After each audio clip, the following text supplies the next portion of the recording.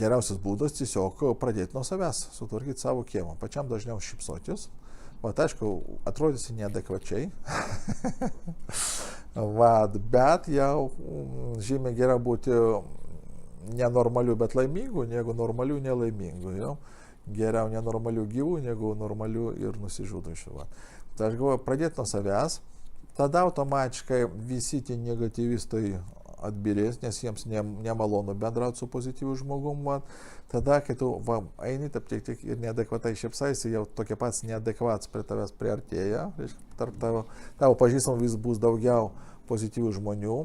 Tada reikia pradėti skaityti pozityvias knygas, lankytis būreliuose, kur nors, kur yra pozityvumo daugiau, ir tada keisis aplinka.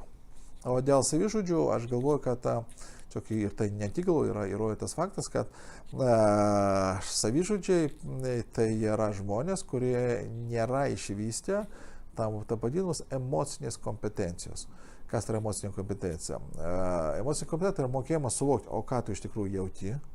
Ir antras, mokėjimas tas emocijas valdyti. Ir antras dalykas, sugebėjimas suvokti, ką jaučia kiti. Ir mokėjimas daryti įtaką kitiems žmonėms. Ir dėja, bet nei mokyklų, nei šeimose mes labai dažnai neformuojam šito įgūdžio. Ir todėl daugelis žmonių susidūrė su problemom arba įkritę į depresiją, nežino, kaip iš jos išeiti. O yra eilė tokių dalykų kaip kognityvinė psichologija, kuri leidžia žmogui išmokti valdyti savo mintis, jas susirašyti, po to išanalizuoti.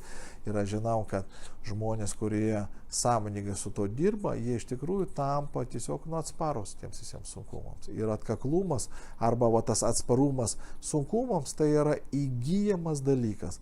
Ir savižudžiai tai tiesiog žmonės, kurie dėja turėjo silpnai išvystytą atsparumo koeficientą sunkumams.